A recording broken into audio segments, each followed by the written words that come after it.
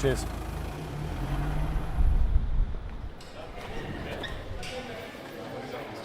So welcome everyone to this seminar hosted by the Institute of Trading and Portfolio Management. We're lucky enough to have Anton Creel with us here today, Managing Director of the company, who's flown in from Singapore especially to give this presentation. And it wasn't long ago that I was sitting there in your position listening to one of Anton's presentations back in 2012 with little or no trading knowledge myself and just looking for somewhere to learn. And Anton's certainly been a great mentor to me over the years, as I'm sure he will be with you guys going forward. So that being said, it's my pleasure to introduce our speaker for the evening, Mr. Anton Creel. Cheers.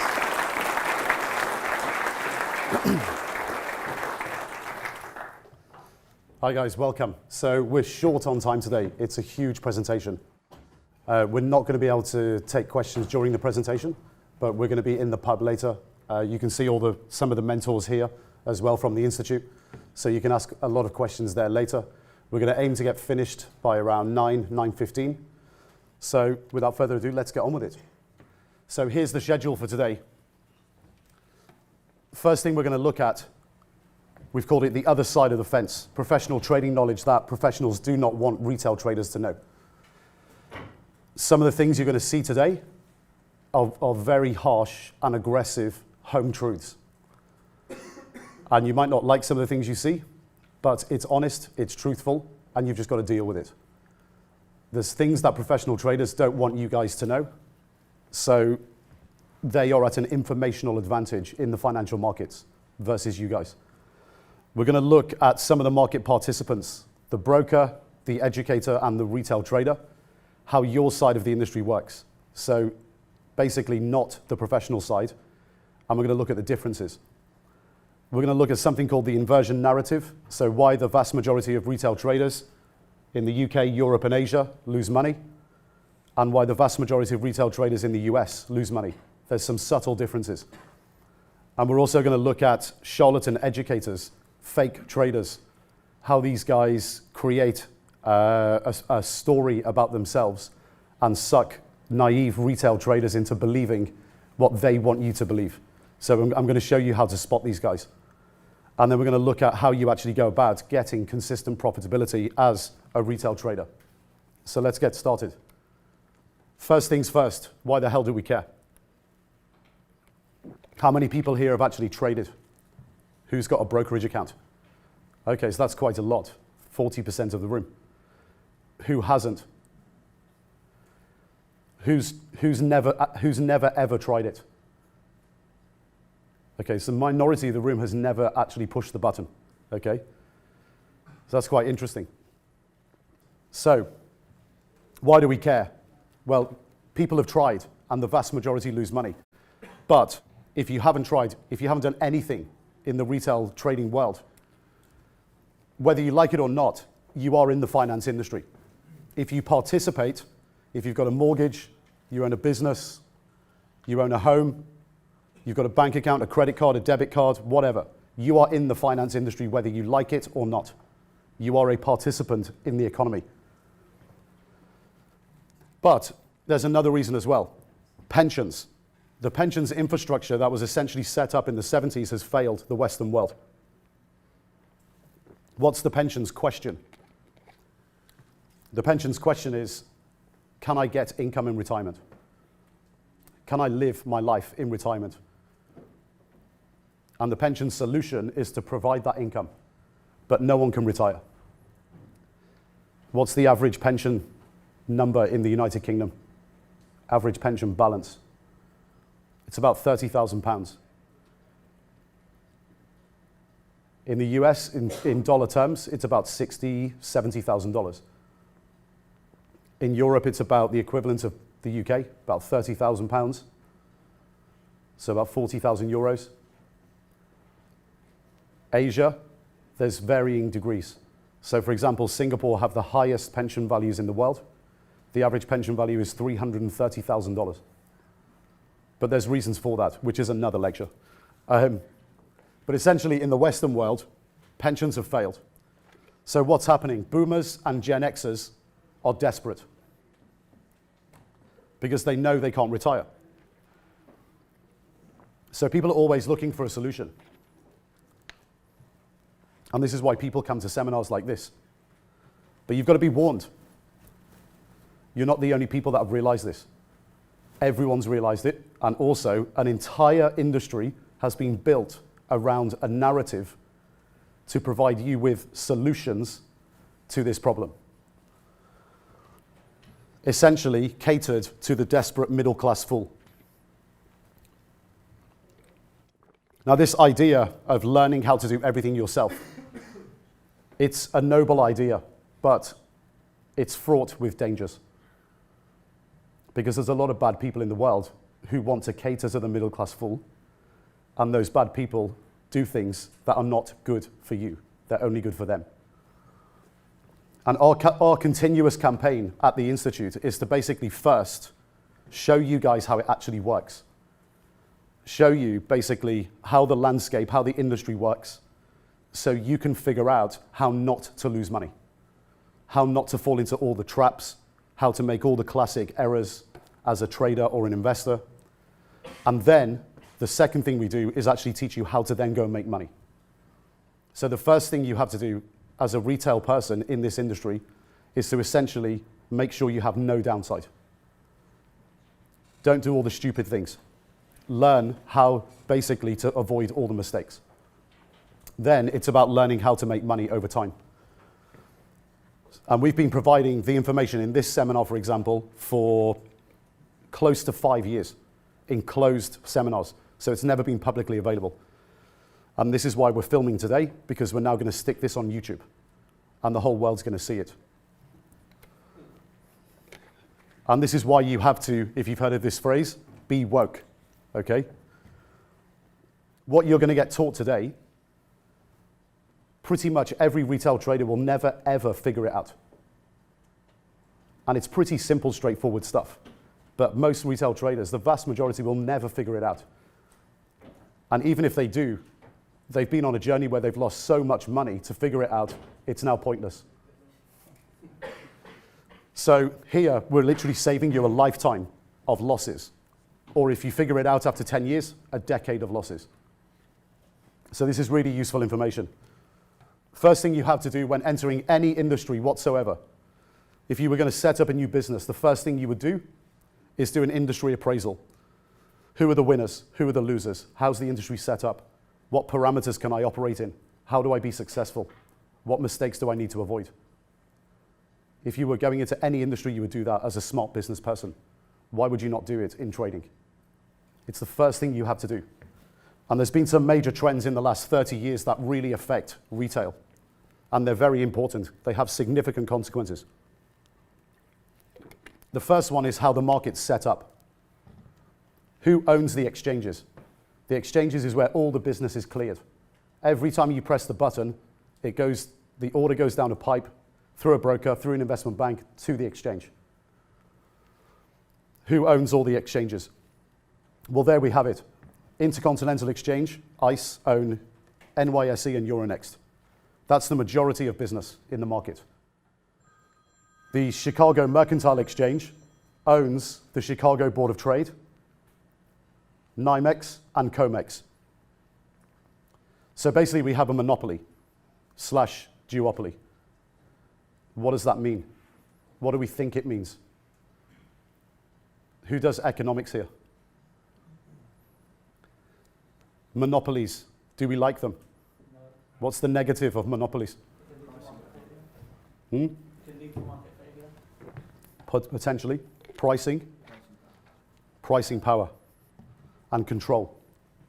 So we'll come back to that later, but the exchanges are now basically owned by a couple of companies. And by having a monopoly, they can control the market if they want to. How the market is set up, how the players must operate, who they incentivize.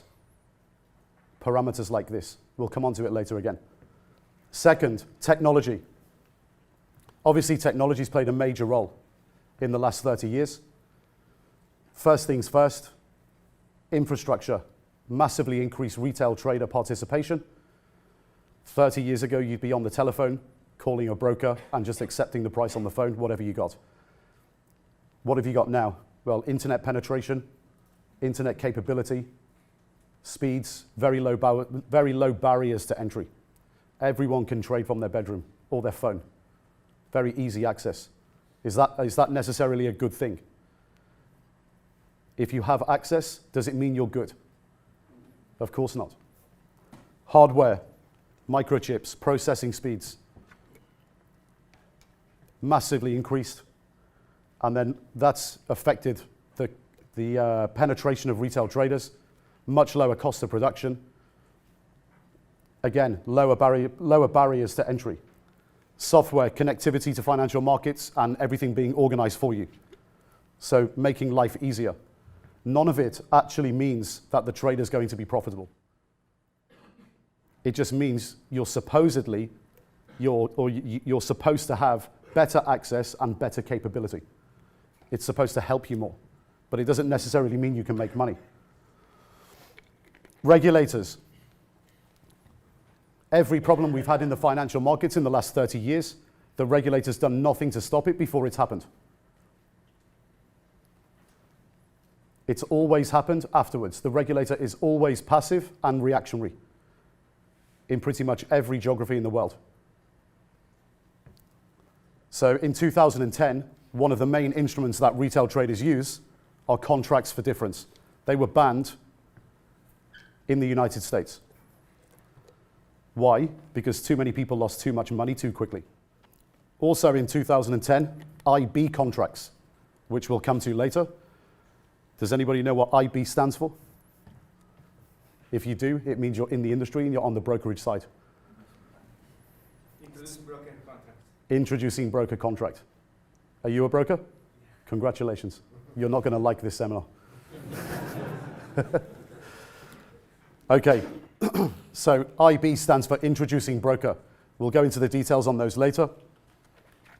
But essentially it means that people introduce retail traders onto the broker's platform and get a kickback for doing so.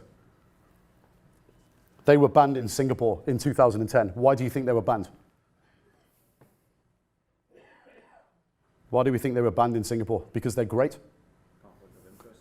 Conflict of interest. Hit the nail on the head. Loads of bad people were turning up into Singapore, like they do all over the world, and teaching people absolute nonsense, putting them on trading platforms, and everyone was blowing up and losing their money.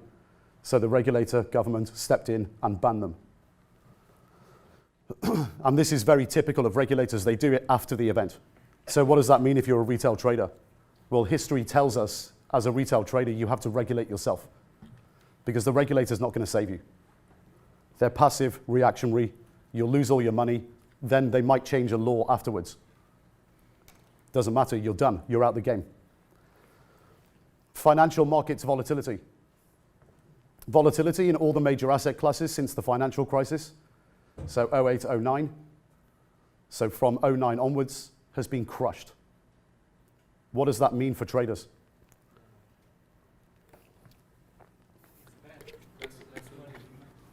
Sure. So volatility for traders is the lifeblood of a trader. A trader is a slave to volatility. Because without volatility, you don't have any risk and you don't have opportunity. And risk and opportunity are two sides of the same coin. It's called volatility. And if volatility gets crushed, risk and opportunities get crushed, which means returns over certain periods of time, over certain time horizons, peter to zero.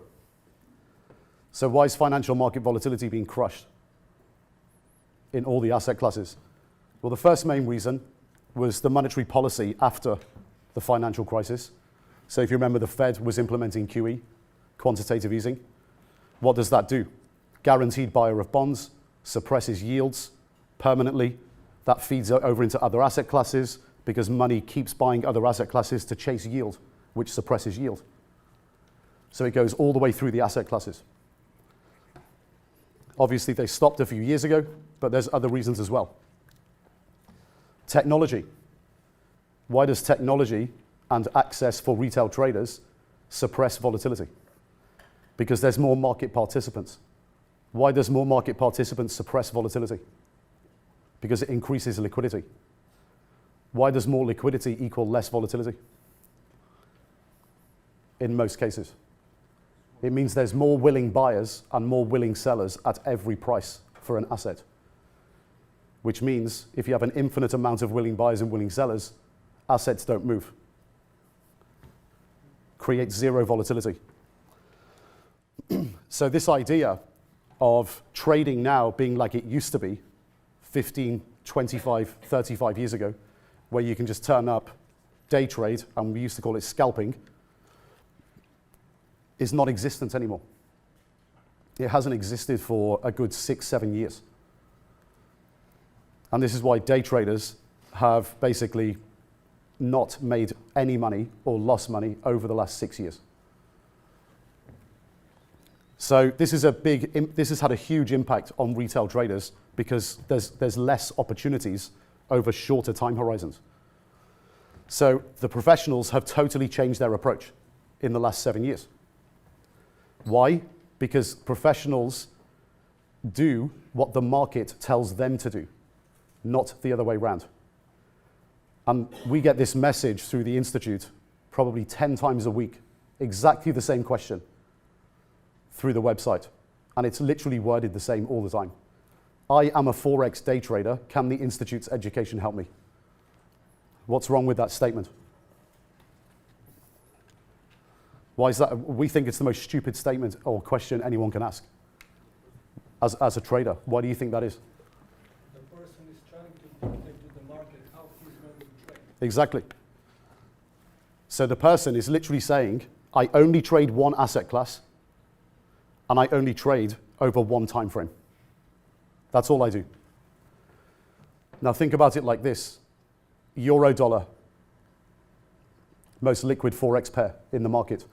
What's euro dollar done in the last 18 months? 104 to 113. That's been the range. What happens if euro dollar is 106 from now to over the next 250 trading days? And every day you buy it at 106 and sell it at 106. What happens? Can you make money? Well, of course not. So this idiot is going to be sitting at his desk for the next 250 days saying, I am a Forex day trader, can the Institute help me? What mistake has that person made? They've limited their opportunities because they're only trading one asset class, one time horizon, and they don't have any ability to trade anything else over any time horizon. That's the first error everyone makes in retail trading. What you have to do in your first 1 to 2 years as a retail trader is to learn how to trade everything and get yourself a proper educational foundation so you can follow the volatility or predict where it is and go where the money is. So if you're over one time horizon in one asset class and it stops working, you can shift and move. You don't define yourself by one asset class over one time horizon. And the only way to do it is to emulate what professional traders do, and that's what they've done. So on the left-hand side, we've got pretty much all the behaviors of a professional trader, and on the right-hand side, all the behaviors of a retail trader. What's the approach of a professional trader? Systematic, mostly long-short portfolio management across multiple asset classes. No narrow definition. Every trader wishes they could have an infinite discretionary mandate to be able to trade anything at any time in any way they wanted, so they could just follow where the money is. So this idea, the popularized perception of a trader, as in you see lots of guys screaming on a floor, like in the movies, it doesn't exist anymore. It's complete nonsense. But there are people in the world that wish it was the case, but it's all pretend. It's a narrative that people use to get you to do things that you don't want to do. The pro-trader approach is 80% fundamental, 20% technical. In the vast majority of cases, investment banks, at prop desks, and hedge funds. Retail traders, what's the approach? What do retail traders tend to do when they approach the market? Short time frames. Everything's over 1 day, 4 hours, 2 hours, 5-minute candles, 1-minute candles. Always looking for quick returns that potentially don't exist because they're not actually monitoring volatility correctly. What's the outlook of risk for a professional trader? This is where they differ as well. Investment bank prop desks and hedge funds will have multiple positions, long and short, and they will build portfolios. Usually position sizes are 5 to 10% of portfolios. So you're looking at 10 to 20 positions in a portfolio. And they'll trade correlation within the portfolio, and not one position will be allowed to blow them up. That's why they have position limits like this. What's the retail trader approach? What happens when you open a typical retail trader account? Well, actually, a very, very high percentage of retail traders don't have any positions. There's a massive problem in the brokerage industry, and we get asked to try and solve it all the time, which is dormant accounts. Guys who go to seminars with brokers and educators, they get convinced to open a trading account. They deposit a couple of $1,000 or $10,000 or 25 grand. They go home and they realize they don't have the confidence to pull the trigger. Why? Because they realize that what they've just learned is a load of nonsense. And then they leave their money there, it earns no interest, and every month they pay inactivity fees to the broker. What does the broker want them to do? The broker wants them to trade, of course. What about the rest of the guys? If you open up their account, typically 2 or 3 positions.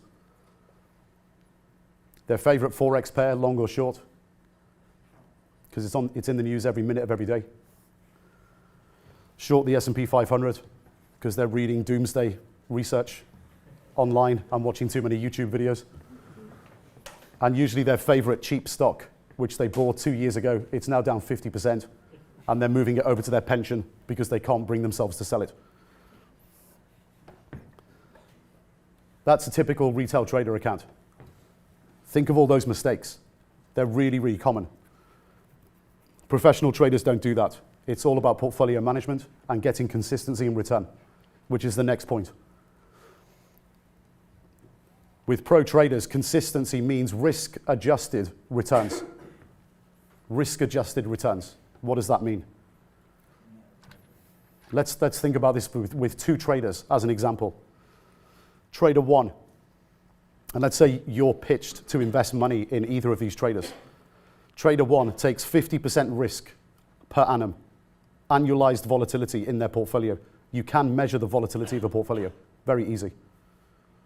50% risk a year and gets 25% return. And Trader 2 takes 10% risk per year and makes 16% return. Who's the better trader? Of course. Trader 1, you can't invest in. So whatever you put with Trader 1, he could blow up literally in 6 months. And your investment is 0. With the other guy, he could lose 10% in a year. But he's knocking in 16%. His return is higher than the volatility of his portfolio. He's an efficient, optimized trader. And a lot of these hedge funds are literally employed to do that. So they will have a volatility cap on their portfolio that they can't go over.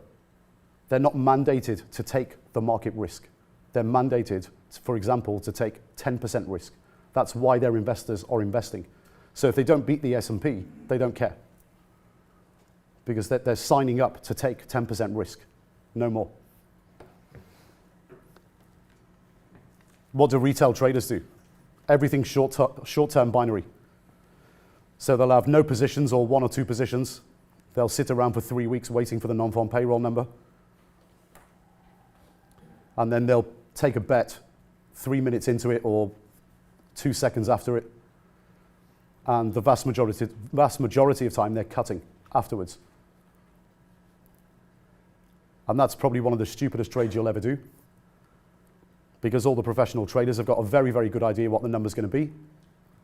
And when a retail trader reacts to it, the professional traders have already predicted it, and retail traders are providing the liquidity to the professional side to get out of the trade. So professional traders have predicted that number for a month before. And even if it's higher or lower than consensus, which is economists, the professional traders have predicted that it's going to be higher or lower than consensus. It's called the whisper number. And the market moves on it only because of retail traders. Professional traders don't trade on it and initiate positions. They use the liquidity to get out. So it's all short-term binary for retail traders. And the short-term binary approach provides liquidity for the smart guys who are predicting the future. It's providing liquidity for them to get out. What's the outcome of a professional trader? What do they want to achieve? Well, the first thing is capital preservation and then growth. The retail trader wants to achieve big money very quickly and not necessarily consistency, and the outcome is they just blow up. Capital destruction. So the key difference is here, the professional traders have realistic expectations and targets, and their target is to get rich slowly. And they want to trade forever, or at least until retirement, or until they die. Retail traders, very unrealistically high targets, and they never meet their targets. So they stay poor or get poor quicker. Expectations are never ever met. Targets are never met, and they just blow up. That's the typical scenario. Now I want you to think about this in terms of a retail broker. A professional trader's broker is the investment bank. That's an institutional broker. Let's think about a retail broker who's got 10,000 retail clients and 90% of them lose money. How does the business grow? Let's think about the reality of this business. If you own the brokerage company, how do you grow it if 90% of your clients lose money? You have to spend a significant amount of the money that you make from the guys blowing up, and it's usually between 30 and 50%, on marketing to get new guys to open accounts to replace the accounts that are blowing up and closing down. That's the only way you can actually stay at the same level. If you want to grow, you need to open more accounts than the ones that are being closed down. So imagine you have 9,000 out of 10,000 clients down at any one time. What would you do if you had access to 9,000 traders who always lose money? Come on, someone think outside the box here. There we go. You take the other side of their trades, wouldn't you? Why? Because then you'd have a 90% win ratio. You'd be the best trader in the world. So what we're going to show you here applies mostly to international markets outside the US. As we mentioned earlier, US CFDs were banned. So we're going to look at CFDs mostly, how these contracts operate, how the brokers operate within that industry. We'll have a look at US brokerage companies later. US guys mostly trade options. So we'll concentrate on outside the US, as in the rest of the world. So we're going to be looking at UK, Europe, Hong Kong, Singapore, Middle East, Australia, New Zealand, South Africa. What we'll show you here initially is what happens in all of these territories. All the same brokers are in all the same places. So I've mentioned this briefly again, the 90-90-90 phenomenon. Who knows what that stands for? 90% of traders lose 90% of their money 90 days. Yeah, 90%. Let's be specific of how it works. 90% of retail traders, so the retail brokers' clients, lose 90% of their deposited margin within 90 days. So what is margin? It's the money you put in your account, and you get leverage when trading CFDs. But what is a CFD? Well, you don't actually own the asset. CFD is contract for difference. So if you were to buy a CFD on a stock, it's a contract that is supposed to mirror the price of the underlying asset, as in the real stock. So when the real stock goes up a point, the contract is supposed to go up a point at exactly the same time. That's what it's supposed to do. So when you're on the platform and you press the button to buy on a CFD platform, you don't own the stock. You own a contract that mirrors the price.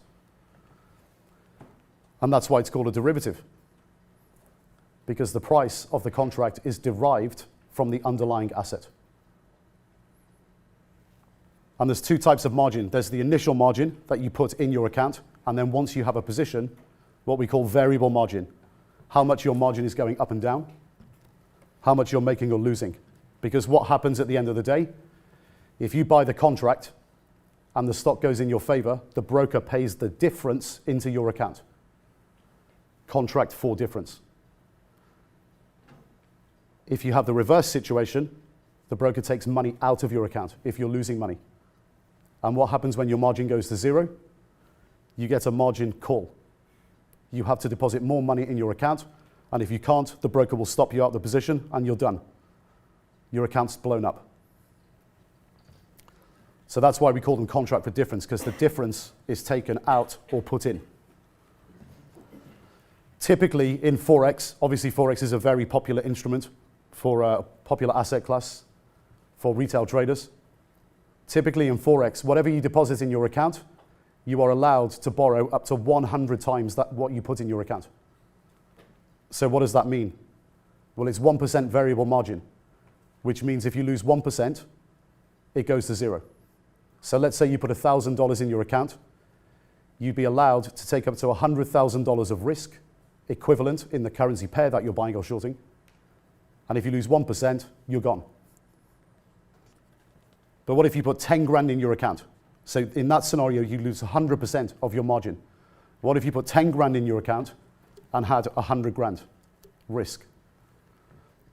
Well, if you lost 1%, you'd lose 10% of your margin. That's how it works. So what do most retail traders do? What do you think the average balance of a retail trader's trading account is in the UK, Europe? So this is in rest of world, outside the US. It's a couple of $1,000s. And what are they doing? Taking $200,000 positions in Forex and blowing up in days. 100 times leverage, we call it. With stocks, commodities, ETFs, you're looking at 10 times leverage. So the numbers work exactly the same. If you lose 10%, you're out. But think of all these guys on the platform trading in the way that we've discussed, in the opposite way, to the way retail professional traders do it. Wouldn't it be amazing if we ran a company where we could just take the other side automatically every time they traded? We'd win 90% of the time. And this is the big problem. The way the brokerage industry works is that there's major conflicts of interest with retail traders. So major conflicts of interest between the broker and their clients, the retail trader. That creates a scenario where that literally happens because those guys want it to happen. The infrastructure has been built not for your benefit. Your objective is to turn up and make money. That's not their objective. Their objective is the opposite to yours, which is to take your money.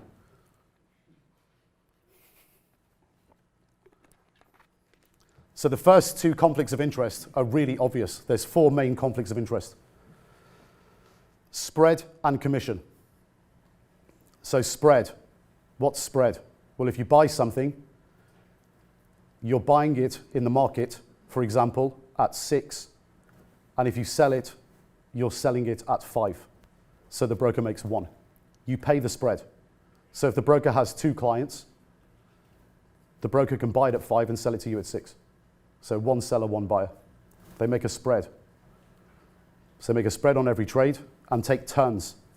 We'll use this phrase again in a second. The word turn. Taking a turn is buying something at 5 and selling it at 6. So the spread and commission. So spread happens in Forex. There's no commission in Forex. You pay the spread in Forex. You pay the spread in stocks. But in stocks, you also pay commission.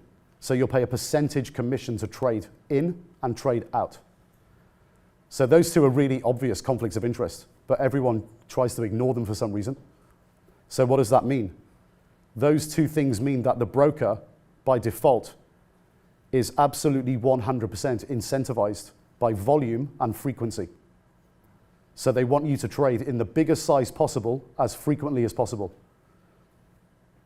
So put 2 and 2 together. Why do they lend you 100 times what you put in your account? Because they get paid. The next two are not so obvious. The financing turn and the OTC gain. Does anybody know what OTC means? Over the counter. Right, so CFD contracts are over the counter contracts. Okay? And when they take the other side and make money, it's called an OTC gain. First incentive, we'll just get it down now. First retail broker incentive, volume and size. Trading as frequently as possible in the biggest size possible. That's how they get paid. The other two, not so obvious, this is how it works. So the first one, financing turn. Who finances the leverage with brokers? Does the magic money fairy from the sky come down and give brokers money to lend to you? Where does it come from? Comes from investment banks. So if you want to set up a retail brokerage company, get yourself $30, $50 million, go to an investment bank, use that money to collateralize some debt, and ask them to borrow $250 million. Ask them if you can borrow $250. You get yourself a revolving credit facility, build a trading platform, and then farm out the credit on the platform to retail traders. So you borrow at, pretty much now, this will be the case, you borrow at 2 3/4, farm it back out for a point higher. So you take a financing turn on the debt. But what else gets collateralized? How do you get away with turning up to the investment bank with only $30 to $50 million regulatory capital and then borrowing $250? How do you get away with that? Because retail traders are going to open trading accounts. And when they put their money in the accounts, that money is collateralized as part of the revolving credit facility. And then you're basically putting the money in your account and sponsoring the broker to lend you money at a point higher. So essentially, you're financing your own rape. That's how it works. Now, of course, if 90% of clients lose money and you want to take the other side, you want to borrow as much as possible so you can take that other side. So, of course, you're going to lend out as much as possible, teach people how to trade as frequently as possible in the biggest size possible, so they pay you. You take a point on the financing, and then you get the gain on the other side when they lose. So retail broker incentive 2. Provide third-party financing with no risk or very little risk. Take a turn out the financing and use the credit facility to encourage retail traders to trade as frequently as possible in the biggest size possible and take the other side of all the trades. Not a bad business. And again, why are we looking at this? You need to understand the realities of the industry. Step 1. This is how it works. Step back for a second and think how long it takes you to open a trading account. Quite a few of you have opened trading accounts before. How long did it take you? Someone shout out. 10 minutes. What did you provide to open the account? Passport, utility bill. So identify yourself, utility bill, confirm address, you are who you say you are. What else did you have to do? You'll sign some terms and conditions because they'll qualify you as someone who's got money. Did you read the small print? Sure, and we're assuming everyone's non-professional. So in the terms and conditions, what are you actually doing when you sign them off? The only line that matters is one line, and it'll be in there somewhere. I'm happy to lose all my money. And the broker is not, it's not his fault. Broker's got nothing to do with it. It's a risk disclaimer. I'm happy to lose all my money. So that's all you do. Passport, utility bill, fill out the terms and conditions, sign it off. I'm happy to lose all my money. Then what happens? You've got a trading account. You've got access. A total stranger who's never met you is willing to lend you 100 times what you put in your trading account because you provided them a passport, a utility bill, and said, I'm happy to lose everything. Welcome to the world of retail trading.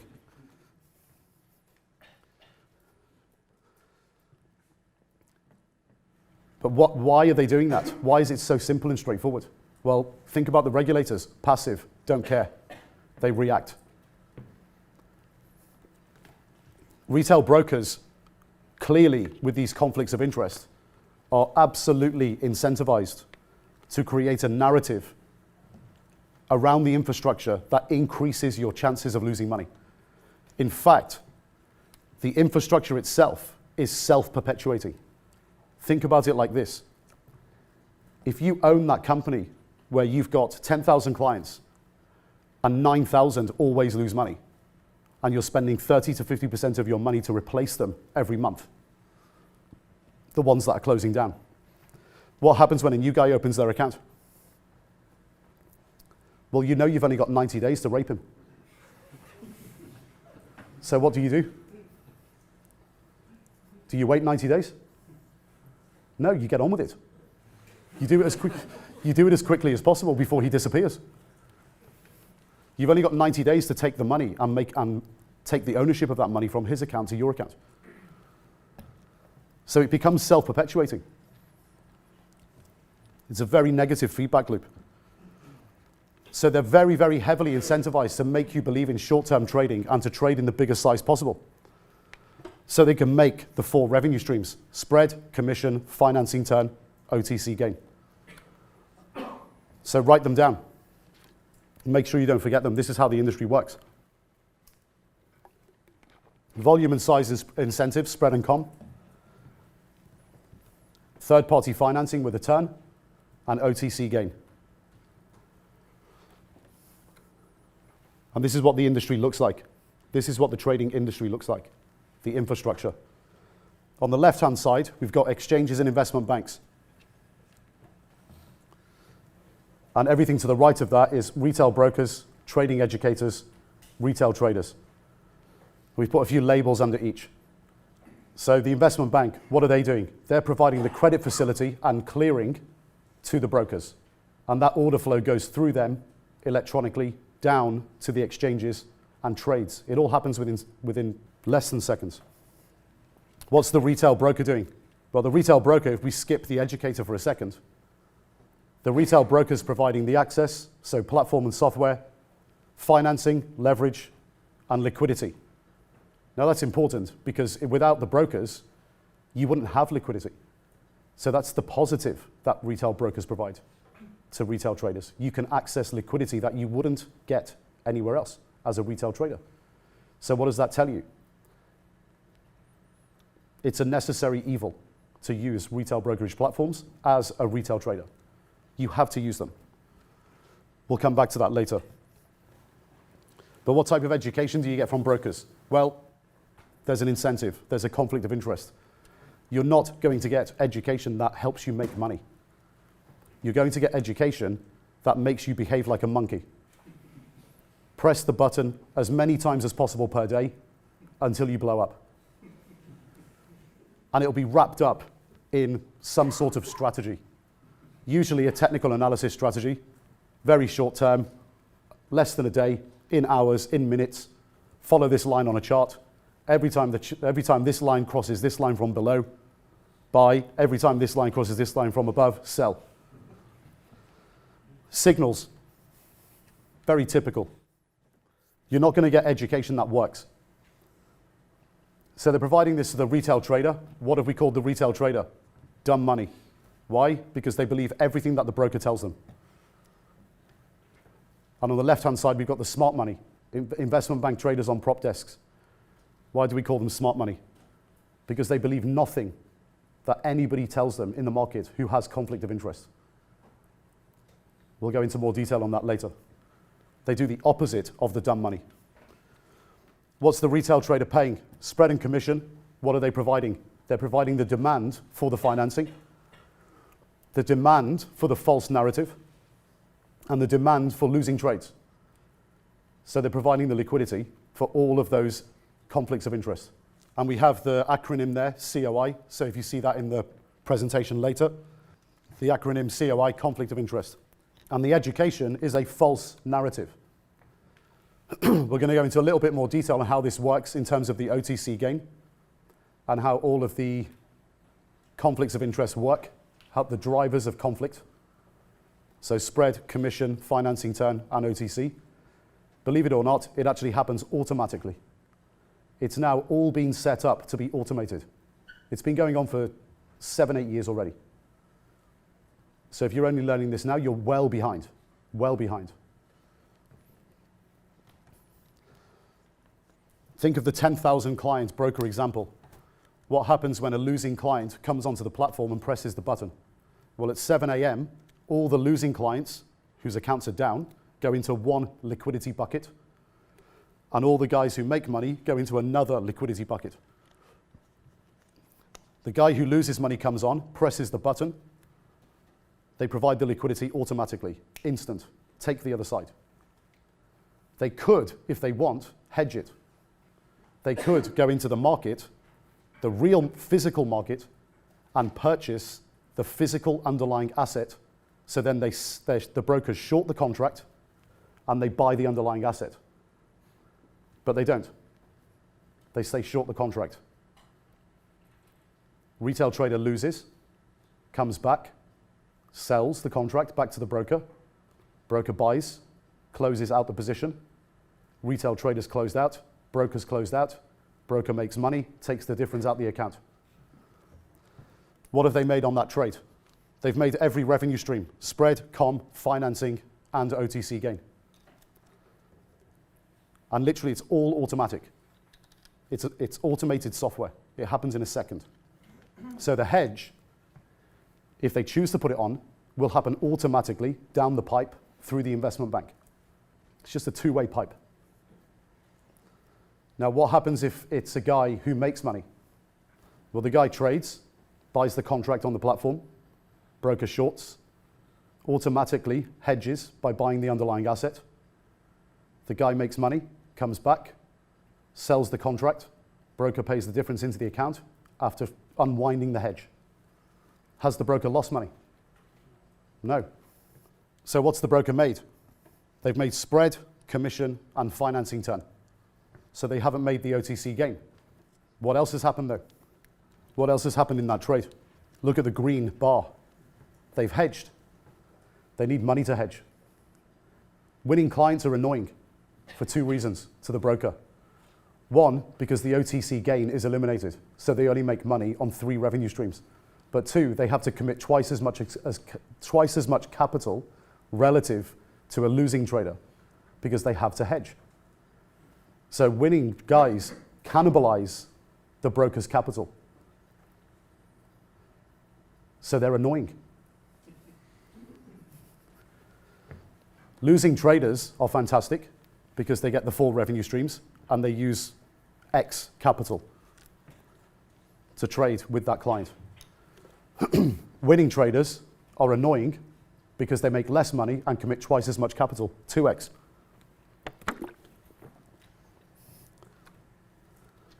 So remember this trend over the last 30 years, the monopoly-duopoly situation?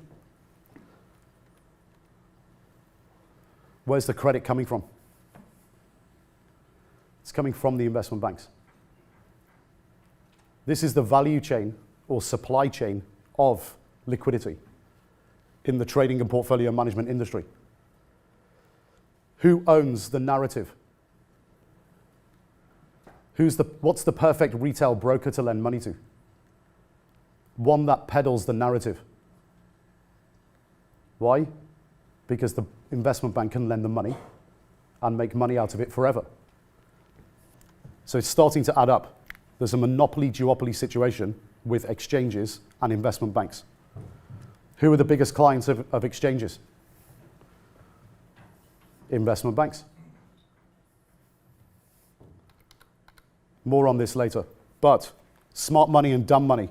This is why we labeled smart money on the professional side, investment banks, prop desks, dumb money on the right-hand side as the retail traders.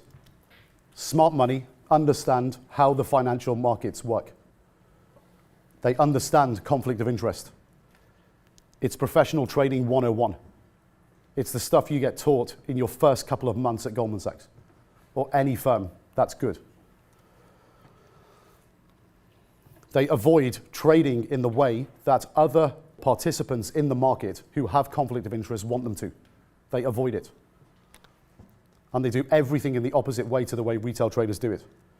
What do dumb money do? Believe everything they're told and rely on the infrastructure provided to them by financial market participants with conflict of interest. Believe that the infrastructure has been built for their benefit when it's actually been built for the opposite purpose. They trade in the way that they're told to trade, and they do everything in the opposite way to the way professional traders do it. But there's a catch. We talked about it earlier with the non-farm payrolls example. That's very typical. Smart money requires dumb money to exist. Who's supplying the credit facility? The investment banks. Who's the perfect broker? The one that peddles the narrative. Who's the perfect client? The client that believes the narrative. And it creates the negative feedback loop, and the professional traders win.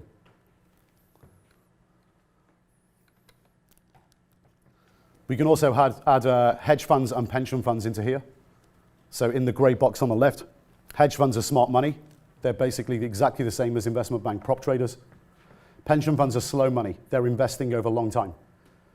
But the key here is they are the market participants that are on the professional side, and they are the biggest clients of investment banks. And combined, investment banks, hedge funds, and pension funds are the biggest payers of exchange fees on the planet, and two companies own 90% of the order flow on all exchanges in the world. It's a monopoly. So what you're looking at, ladies and gentlemen, on the left-hand side is Wall Street. And if you don't think they all work together, you've got your head up your ass. There's not many of them. 6 or 8 investment banks control 90% of the volume. And everything on the right is dumb money and the inversion narrative. So everything we've discussed regarding the structure of the industry outside the US actually applies in the US too, but the CFDs were banned in the US in 2010. So what's happened since? Retail traders have been moving more towards trading options in the US. So they obtain their leverage through essentially implied leverage or implied volatility through trading options. If you wanted to actually trade normal physical assets in the US, the margin requirement is pretty high. So you don't get much leverage. It would be 33 to 50% margin requirement overnight. So 2 to 3 times leverage. And why do you think it's restricted in that way? They banned CFDs and that replaced it. And then everyone's going for options to get leverage. Index, Forex, and commodity futures, there's lower margin requirements, but the tradable set is pretty small, as in your amount of opportunities to make money because of the amount of contracts or assets you can trade is very low. So it's about 60 contracts, typically on a retail brokerage platform. And that compares to potentially 42,000 stocks. So your tradable universe is really small. And this is why options contracts have become very popular in the US, because retail traders can deposit less margin and get potentially much higher return if they make money through trading the option of an asset. And this is obviously a totally separate class in terms of options, but the two most important variables to consider with an option are theta, so time decay, and volatility. Theta, you have to be right by a certain date. Options adds this other element to a trade whereby you're not just long something and you can be long forever. You have to be right by a certain date. Otherwise, your option expires worthless. Volatility. Why is volatility important? Well, the more volatile something is, if volatility goes up, there's more opportunity to lose or make money. Well, risk and opportunity in the asset. So what happens when volatility gets bid up? When volatility goes up, options become more expensive. And retail traders don't understand how to calculate volatility and opportunity properly. So they always, for example, go long something and buy the asset at a level of volatility that doesn't even exist in the real market. So the odds are always massively against them. So what happens in the US is the vast majority of options expire worthless. Retail traders in the US use options as a proxy for simply going long or short the underlying asset without realizing that they have to be right by a certain amount of time, or the volatility that they're either going long or short can't be bared by the underlying asset's real volatility. But there's a very obvious question here. If 70% of options contracts in the US expire worthless, why don't you just sell options all day long? Easy money, right? Wrong. Selling naked options as a strategy constantly just to take money in, as in to get an income, is super dangerous. Why? Unlimited losses. Unlimited losses on many of the trades, yes. So if you do that, it's basically like picking pennies up off the railway track. You're playing a very dangerous game. If you don't have significant amounts of money to bail yourself out when you get 1 in 10 wrong, you're going to blow up very, very quickly. Now, do the brokers know this or not? Of course. So if you go on the platform and start naked selling options a lot, the broker's going to just stop you in your account from doing it and ask you to put up significantly more amounts of margin to cover the potential for any crazy losses. You essentially have gap risk in your trades. So you sell a call option, hence giving the buyer the right to buy the underlying asset at a certain price before a certain date. You take in a few $100. Congratulations.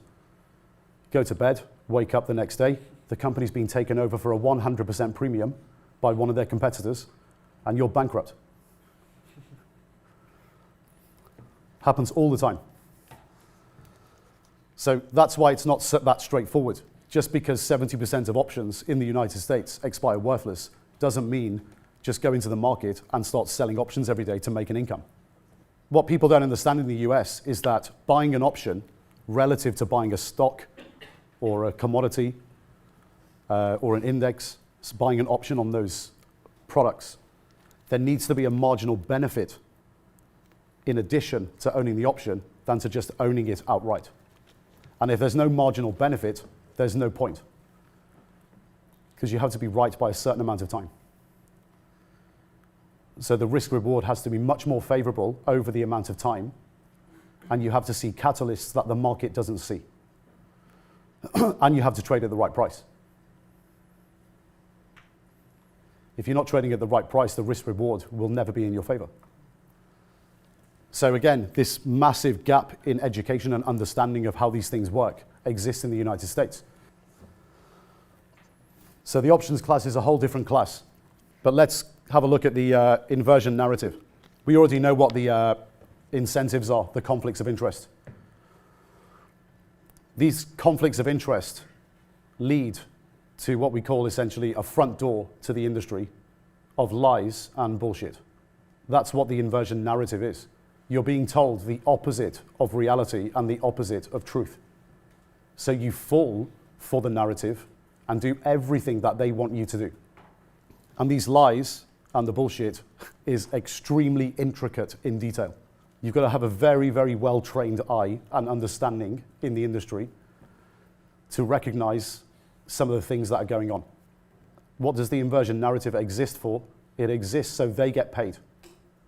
And wealth is transferred from your pocket to theirs. It's that simple. First thing we'll look at, introducing broker agreements. This is infrastructure that was inside that chart that we saw of the industry, and we briefly mentioned it. The retail broker provides contracts to people called educators. And these contracts are called introducing broker agreements. Now, the broker has to do this. In every country where there's regulation, the broker has to provide a contract to somebody who is introducing people onto their platform. What do those contracts typically state? Whoever you put on the platform, whatever they pay us, every month we'll rebate you 25 to 50% of the money they pay us. So what does that mean? Conflict of interest. It means that the trading educator is incentivized by exactly the same formulaic process as the broker. So what do they want you to do? They want you to trade in the biggest size possible, as frequently as possible, and believe the inversion narrative, and lose. Now in the US, this happens all over the rest of the world, outside the US. In Singapore, they're banned. In the US, a trading educator can't get a percentage rebate. They'll get a flat rate. But the inversion narrative still exists. Why? If you get paid by the broker as an educator, whether it's a percentage or a flat rate, it doesn't really matter. The outcome is the same. What's the outcome? You still have the volume incentive, just like the price one. No, so let's say, for example, you got introduced onto a platform and the trading educator got paid $500, flat rate. Why does the trading educator care how much you trade? He doesn't. Well, he does. Because the broker is paying him and he's the broker's bitch. He works for the broker. And the broker will not work with an educator who doesn't push the inversion narrative. They won't even get a contract. They'll have their contract cancelled. So this is why when we look from the left-hand side to the right-hand side of the industry, those red arrows you see are essentially arrows of where the narrative is coming from and the power is coming from. Because all the way from the left to the right, every participant individually, as you continue across, is the bitch of the one next to them. Does that make sense? They won't even get the contract. The contract will get cancelled. And then the trading educator doesn't have a platform that they can introduce their students onto or their clients onto. So then they're lost. They don't have a business. Make sense? They're the bitch. So how does the Institute get around this? We spent 4 years doing this, convincing brokers, because they have to have the contracts in place by law, by regulation. We forced the brokers to write 0 on the contract. So it says on all our contracts, the Institute will receive 0% rebate and commission and flat rate. 0. Why do you think we do that? To eliminate the conflict of interest. Because we know if it's there, only bad things can happen. Why would the brokers do that? Do you think the brokers like that? Trading volumes. Why would they not like it? They lose the source of revenue. Inversion narrative. Yes, potentially. They can't get the bitch. Less bitches. Less bitches, more winners. So think about it like this, right? If you're the brokerage company with 10,000 clients, okay? What did we look at before with marketing? 30 to 50% is spent to get more accounts in, to open more accounts than accounts are closing down, okay? What do IB agreements provide brokers? They provide them with distribution and marketing where they don't have to pay marketing dollars up front. So a trading educator is going out on their own dime, setting up events like seminars, webinars, stuff like this, teaching nonsense, introducing guys onto the platform. They pay commission. They trade as frequently as possible in the biggest size possible. Broker takes the money in. Hasn't cost the broker anything. And then a check goes back out every month, 25, 50%, or a flat rate to begin with in the US, but they won't work with anybody who doesn't push the inversion narrative. So what is it doing? It creates infrastructure that lowers their marketing cost. So if you write 0 on a contract, why would you not want to do that? Because you want the traders to be, the trading educators to be incentivized to get people onto the platform because it's lowering your marketing cost. It provides distribution. Does that make sense? So the status quo must be maintained. So they don't like it. But there is a discussion to be had with brokers as to why there's a big positive for it. Why? Why is there a big positive?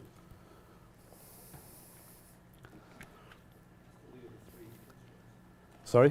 Still 3 income streams and commissions, but No, it's not the revenue streams.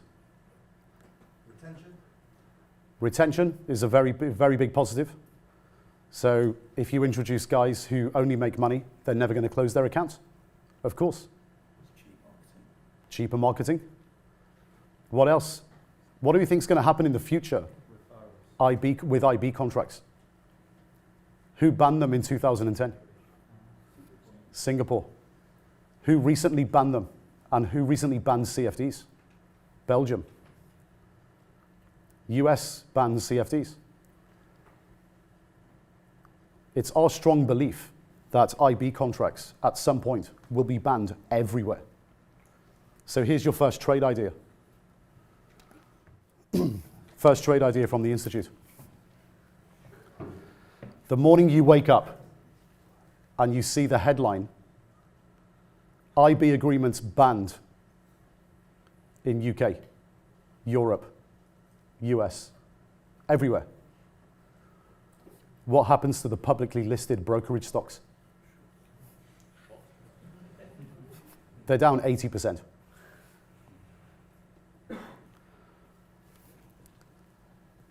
Forty, 50% of their clients come from the distribution of individuals introducing people onto platforms.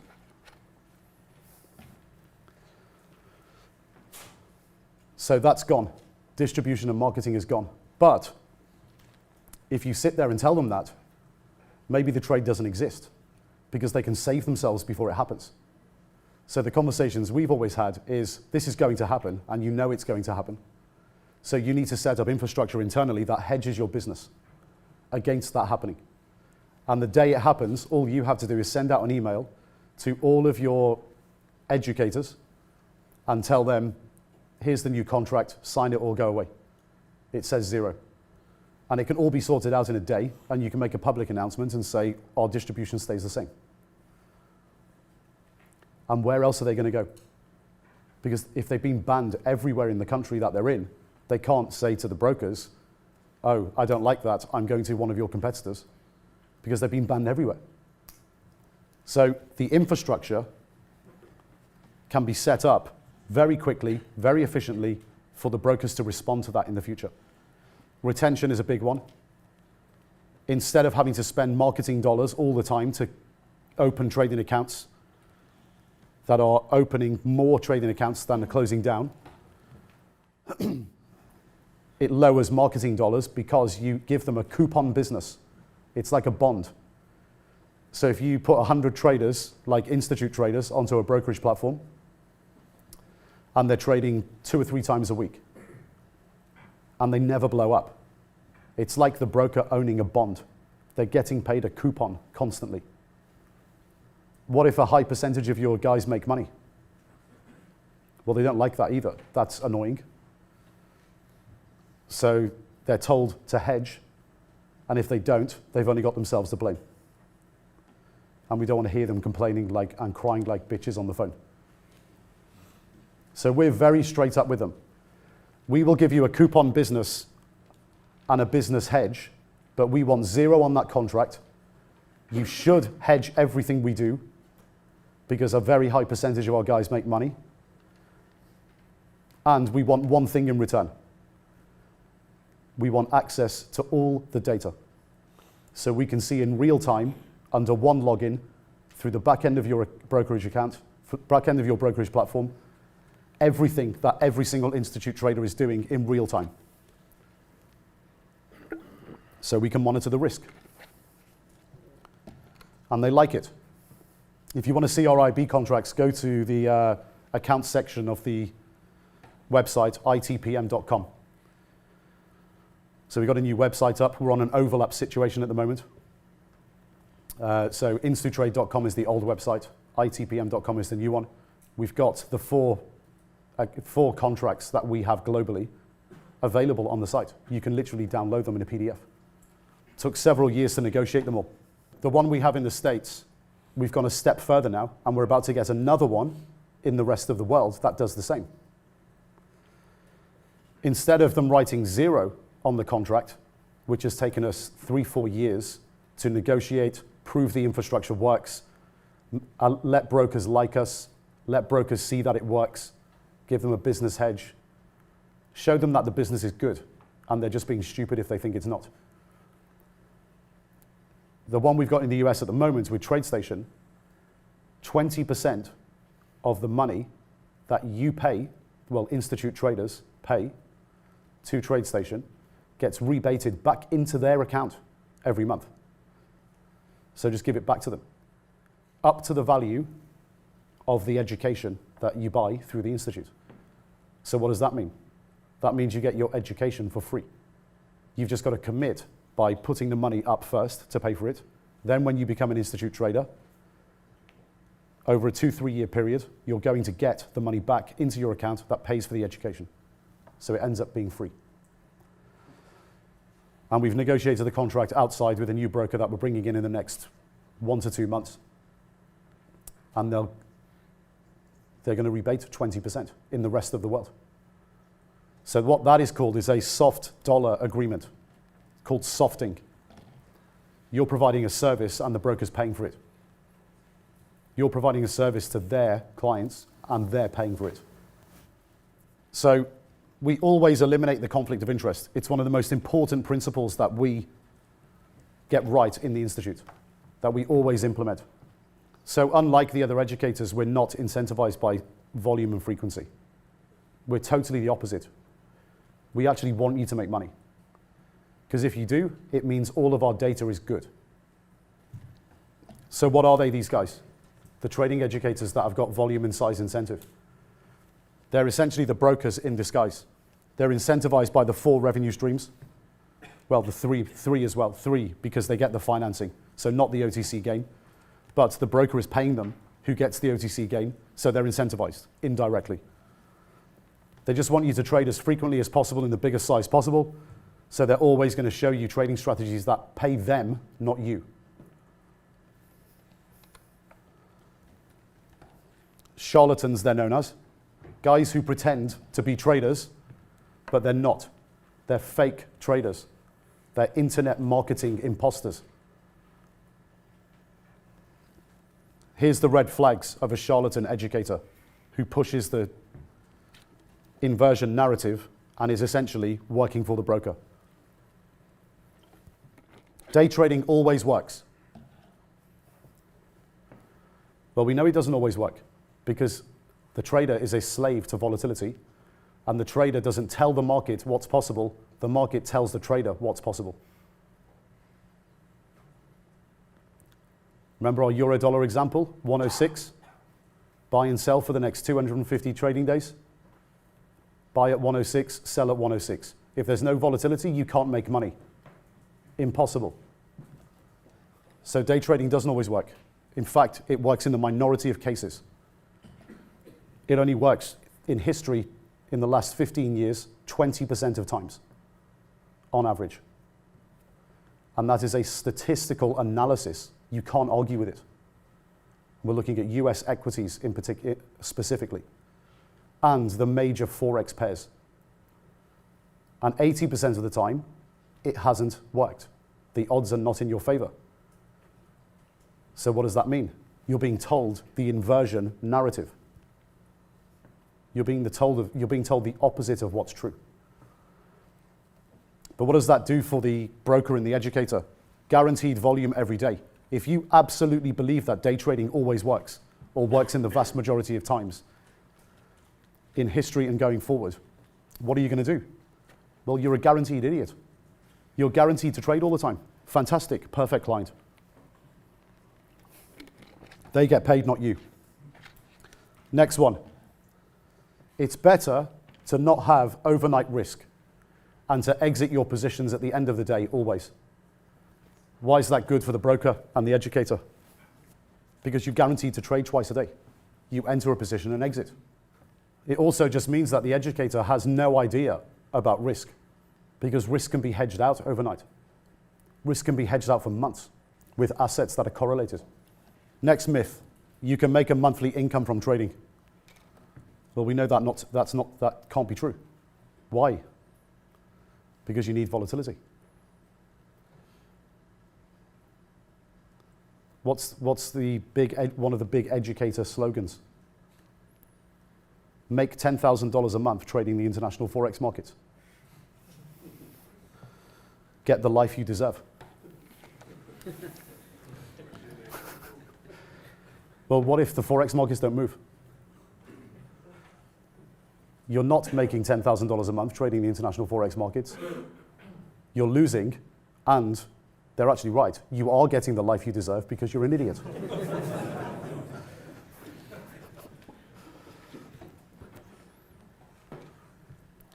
But what does it mean if you believe that narrative? It means you're a guaranteed fool. It means you're going to chase the monthly income. You're going to trade all the time, chasing the income. And what happens if loads of guys chase the income? Well, you get an income. It's the inversion narrative. Trading is easy. You just need to follow a few lines on a chart. Technical analysis. Here's some signals. Follow the lines. Buy here, sell here, buy here, sell here. What does that do? Guaranteed trades. It's the mice hitting the pedal, trying to get a piece of cheese. Psychology is the most important thing in trading. If that's your only narrative, you've got nothing. If you've got a strong mind, you'll be good at risk management and make money. If that's your only narrative, you've got nothing. You don't have a trading strategy.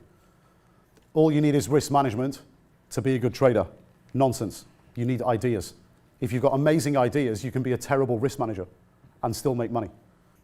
Next narrative, lifestyle messages. Get the life you've always deserved. One day you'll own a car like me. What are they trying to do there? They're trying to just distract you away from the reality of the industry and the realities of trading with hopes and dreams. And they're not living that life. It's a fake life because they're not even real traders. They're fake traders. And if you remember right from the beginning, we looked at boomers and Gen Xers and the problem with pensions, everyone knowing that they can't retire. This is the crux of the problem. When desperation from the middle class fools meets conflict of interest. So just two sides of the equation. When desperation meets conflict of interest, only bad things can happen. It's all designed to distract your attention away from what's important. And they're going to go to extreme lengths to convince you otherwise. The inversion narrative is huge outside the United States, much more so outside the US. But what about inside the US? We've already mentioned this in the example with you about how the commission is not paid as a percentage, it's a flat rate, but they're still the broker's bitch. They're only going to push the inversion narrative because they need a brokerage platform to put people on, to legitimize themselves. Because if they have the branding of brokerage platforms behind them, and they're working with them, and their introductions have a place to go to, it legitimizes their bullshit. They need a home. They always need a home. And obviously you've seen we turn the tables on the broker, and we've got 370 guys globally. When you've got a lot of guys who do quite well, and you provide a coupon business, the broker likes you. And you also get significant community leverage.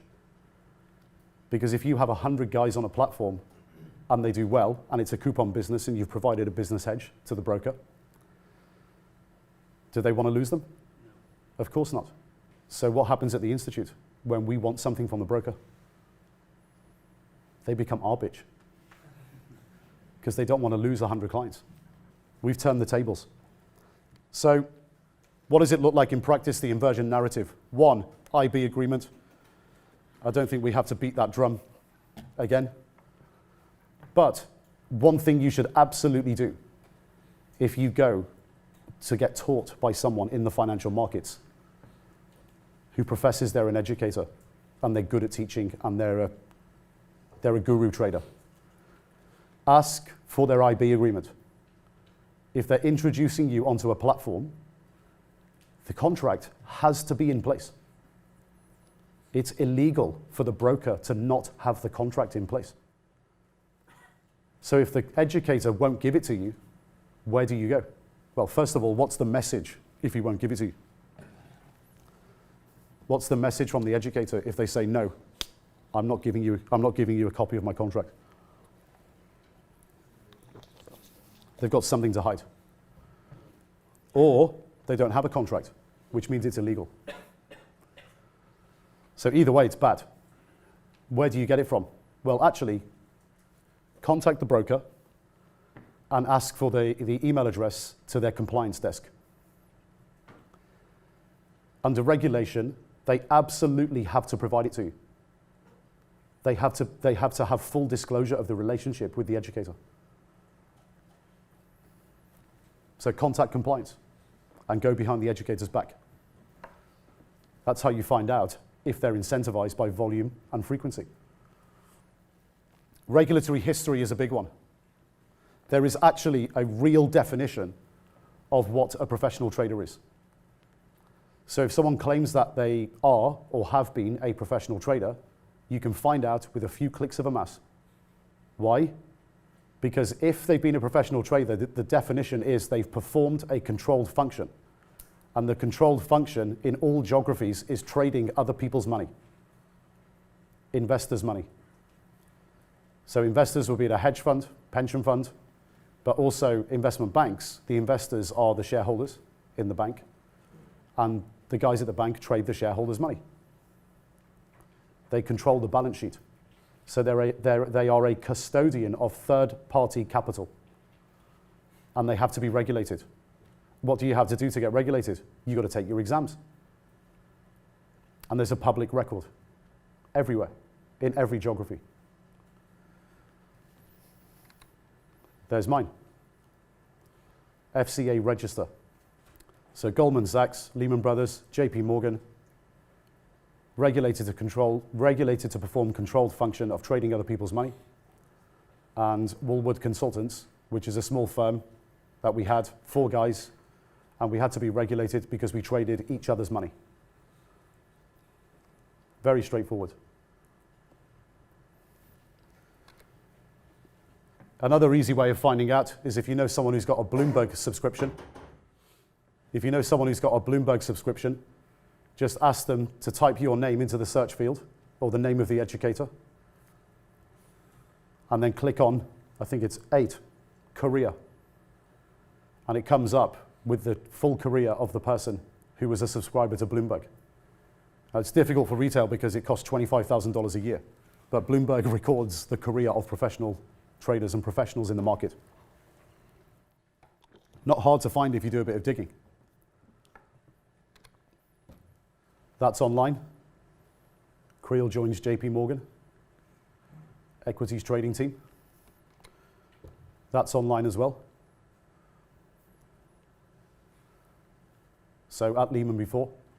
You can literally do a little bit of digging around and find out if someone has actually been a professional trader in their career. It's not difficult. But people just don't understand what the definition is between a professional trader and a retail trader. This is Raj, one of our mentors in the US. Regulator in the US is FINRA. So Raj was the head of options trading at Bank of America, head of options trading at Nomura, worked at a few places before, but he was the youngest managing director at Bank of America at the age of 29 and ran options at 29 years old. So, bit of a player, knows what he's talking about. Takes 5 minutes to find that online. 5 minutes. Here's the rest of our mentors.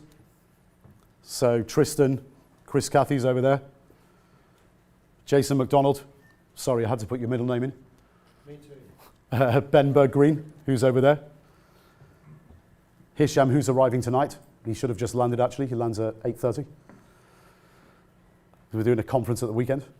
Hisham, you can't get it online because NASDAQ Dubai, they don't record publicly online, but we have the certificates because we only hire guys who have actually been professional traders. So you can go to any of those links and you'll find everyone's background. Now, none of our guys have to be regulated now. Why? Because we don't perform controlled functions.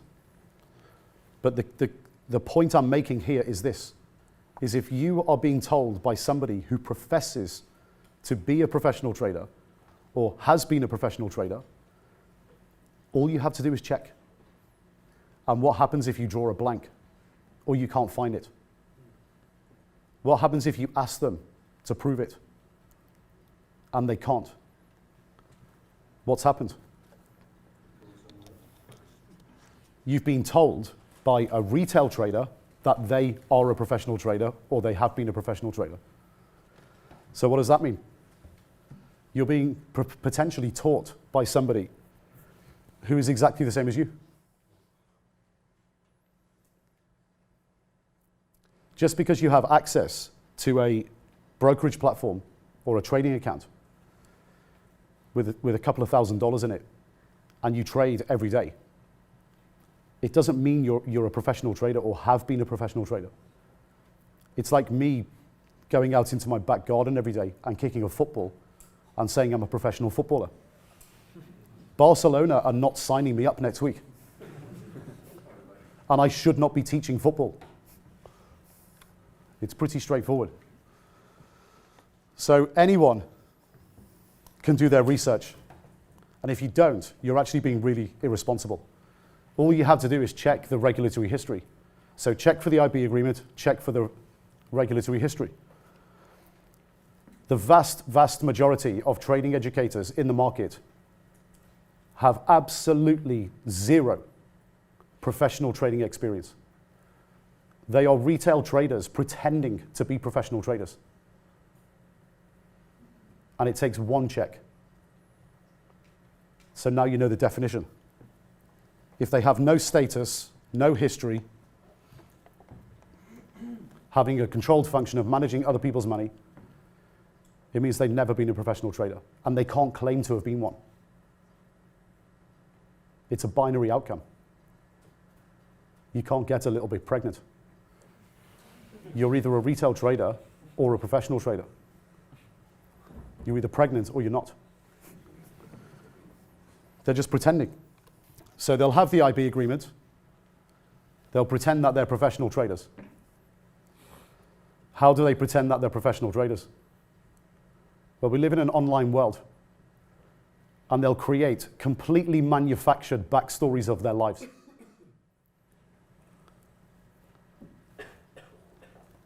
The most common one, and I like this word, it's a German word, Wunderkinder. The wonder kid. The kid that came from nowhere. And usually the lie is they turned an amount of money, like $10,000, into a big number, like over $1 million. The wonder kid turned $10,000 into $1 million. Now, why is that convenient? Because everyone can afford $10,000 to open a trading account. Most people in the Western world can just put it on their credit card. So it's the perfect bullshit story to get people to pay for education and put 10 grand in their trading account. And it's simple for people to understand. Oh, you turn 10 grand into $1 million. Fantastic. I want to do that too. Follow a few lines on a chart. The other most common one is if older guys, they'll say that they worked at hedge funds or investment banks, or that they work at a hedge fund now, or they run their own hedge fund. It's complete nonsense. If they did work at a bank, it's probably in a support function, and they'll have no controlled function. So they'll be working in IT or operations, or even working on the trading desk and getting the traders coffee. If they haven't been regulated to perform the function, they've been at the bank and not performed a controlled function. So it means they were in support. The hedge fund one is very disingenuous because retail traders have been picking up newspapers and watching TV for the last decade, reading all about these whiz guys in the market called hedge fund managers. And apparently, according to charlatan trading educators, all you have to do to be a hedge fund manager is open a retail brokerage account and put $5,000 in it. That's all you have to do. And you can call yourself a hedge fund manager. Wrong. A hedge fund is a very, very specific investment vehicle with very specific parameters and moving parts, very specific infrastructure. And you need 5 things to be defined as a hedge fund. You need an offshore registered fund. 80% of them are registered in Cayman Islands. You need an onshore management company, so that's usually in New York, London, Geneva, Singapore, Hong Kong, Sydney. The offshore fund, you have 2 charges. You have the management fee, so the offshore fund is charged by the management company a fee to run the assets per year. And then you have a performance fee. So it's usually 1 or 2% management fee, 20% performance. You have a third-party administrator. So what they're doing every day is making sure that the management company is implementing the agreed mandate from the offshore fund for the strategy that investors have invested in. You need a prime brokerage agreement with a top 10 investment bank. No investment bank will look at you unless you've got $30 million commitment up front. Total waste of their time. Investment banks want clients. They want big clients who are going to trade. And you need a seriously strong track record. Minimum 3 years, probably 5 years. Obvious question, why don't we set up a hedge fund? Well, it's the wrong way round. We are not the hedge fund taking investors' money to make investors rich. We are the investor. So the front door of the institute, there's education, but we're also trading our own money, and we have 40 trading accounts within the institute. And if we find good people, we seed them on power of attorney with real money, and they get to trade our money. Now, it's not a requirement. You can just exist in the infrastructure and be good and join the community and help everybody out. That's fine. But that's the way we look at things. We want to invest in traders. We don't want to take outside money. And if you look at these guys, the weathered faces of the mentors over here and mine, we've all been in the industry for years. We've done our time. When you wake up at 5 o'clock in the morning for 10, 15, 20 years to make other people money and to make shareholders and investors richer, and you make a lot of money yourself on the way, when you've made a certain amount of money, you don't need to get up anymore. You can make a lot of money by doing not a great deal. So all our guys are retired, and we just trade our own money. And as you've seen, hedge funds are a very specific investment vehicle. How much does it cost to set up a hedge fund structure? Over $1 million. If you don't need it, you don't do it. It's stupid. It's vanity over sanity. So we saw manufactured backstories. IB agreement, regulatory history, manufactured backstories. What about manufactured trades and deception? You'll see this a lot in the online world. You'll see lots of educators active on social media, posting screenshots of charts. And this is essentially hindsight trading. So for example, posting a picture of a chart on social media with an arrow that points here and an arrow that points there, saying, I bought it here, I sold it here. Congratulations. Well, anyone can do that. Anyone can pull up a chart and say, I should have bought it at 5 and I should have sold it at 8. It's just bullshit. So that's hindsight trading. What about predicted trading? Predicted trading is very disingenuous because people who don't understand the industry can fall for it very easily.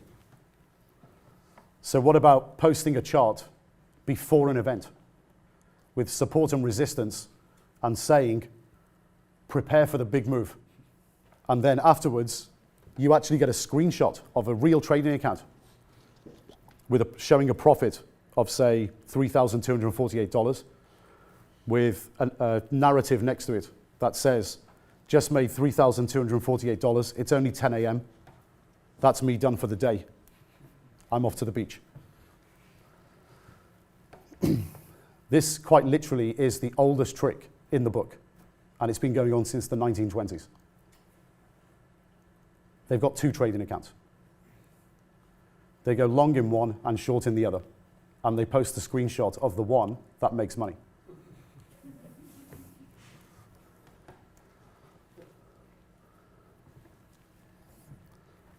And it's the oldest trick in the book because it actually comes from brokers. Because in the old days, brokers were advisory brokers. They would advise their clients what to go long and what to go short in the market. And if you've got 100 clients and you're an advisory broker, and this is going all the way back to the 20s, do you tell all your clients, your 100 clients, if you have an idea to go long, do you tell all of them to go long? Of course not. You want to grow your business to 200 people.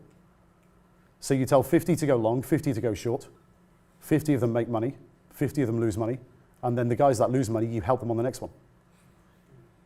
And you grow your accounts from 100 to 110, 130, 200. It's the oldest trick in the book. All that's happened is it's just become modernized by the educator who is the broker in disguise. That's all it is. And this is why basically any professional trader with any respect for their career will never post their trades. Because they will lose all of their gravitas, all of their respect in the professional trading community, because every professional trader knows that they're probably bullshitting, because they know all the dirty tricks. So there's a side of the industry that's totally opposite to everything that you experience as a retail trader.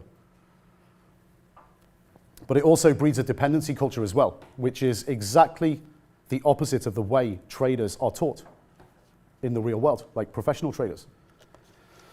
So people signing up, for example, to hot stock lists. Here's the top 5 stocks today. Here's the stocks in play. Here's the potential news. Get long, get short, get long, get short. What's happening there? That's the educator pushing the inversion narrative because they're working for the broker indirectly. And what are you doing? You're depending on those lists or those ideas every day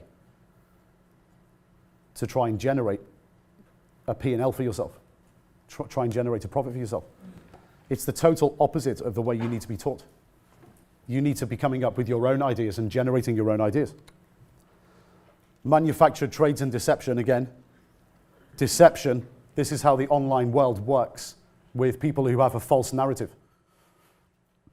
They know everything they say is bullshit, but they have to give the impression that other people believe it, so you get sucked in. So there's 2 things you need to watch out for: sock puppets and meat puppets. What's a sock puppet? Well, put a sock on your hand and speak. You open 400 social media accounts, different email addresses, different names. What do? You pretend to be people commenting on all of your posts, and you're logging in to 80 of them per day and making the comments. There's a huge amount online of complete nonsense, and people get sucked in by it. What's a meat puppet? A meat puppet is a sock puppet, but it's a human. They're hiring someone in Bangladesh, China, India, wherever, Russia, to log into the accounts and do it for them. And they'll upvote all their comments to get them to the top. So it looks like there's a narrative occurring that believes they're bullshit. So then people get sucked in. They build fake websites, so they'll comment on other business people and then comment on themselves. That's a sock puppet fake website. Fake reviews, and they'll give reviews on themselves, obviously that are favorable, and then reviews on their competitors that are not favorable. So this is how they all do it. Or they can literally engage in actual criminal activity, which is creating equity curves of trades that they claim they've done going back in time, which shows them making money over time. And all they've done is gone into a spreadsheet or the back end of a website and typed in buy at $5, sell at $5.65, and it just updates their equity curve. And it's not audited by third parties. It's not audited by accountancy companies. They don't have administrators. It's self-administered, and it's actually criminal activity. Because what you're actually doing is you're mis-selling financial performance. Lifestyle and social media posts. This is the stuff that's designed to distract you. So drastically overemphasizing the conflation between trading and lifestyle. So of course, if you know what you're doing, it doesn't matter where you press the button. It's less than 1% of what you'll do as a trader. It's the other 99% that's important. You can't be sitting by a pool coming up with 10 really good trading ideas per week. You actually do need to work. You can press the button when you're lying by the swimming pool, but you have to do the other 99% of the work. And you can always tell an educator that's had no trading experience because they'll constantly push the lifestyle narrative. It's creating the hopes and dreams. And how do they do it? Most typical ways, renting houses on Airbnb and doing MTV crib-style tours of their houses. But they'll literally rent the house for a day. And they don't own it. It's rented for a day. Or they'll rent a supercar for a day. And in the house and in the car, they'll film all day and collect 3 months of content and drip it out over 3 months. So they build archives of content to drip out the inversion narrative. Possibly my favorite is withdrawing cash and parading it, saying that you made it in trading. That's where you get it from. Prop movie money store.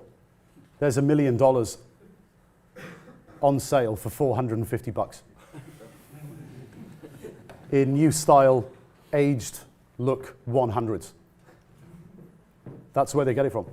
And of course, when you wrap all of this up together, the IB agreement, the no regulatory history, but telling you they're a professional trader when they're actually a retail trader, the manufactured backstory, the manufactured trades and deception practices that they engage in, and the lifestyle and social media posts.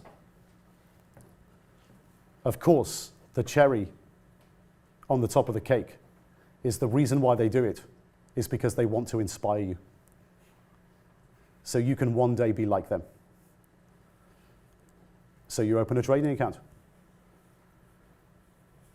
20 days later, you're gone. Congratulations.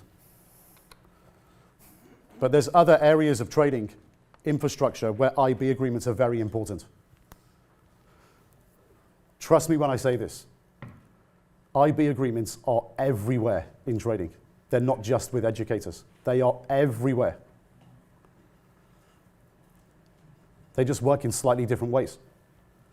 So they're in managed programs, automated or algorithmic managed programs, social trading, and with online forums and information vendors.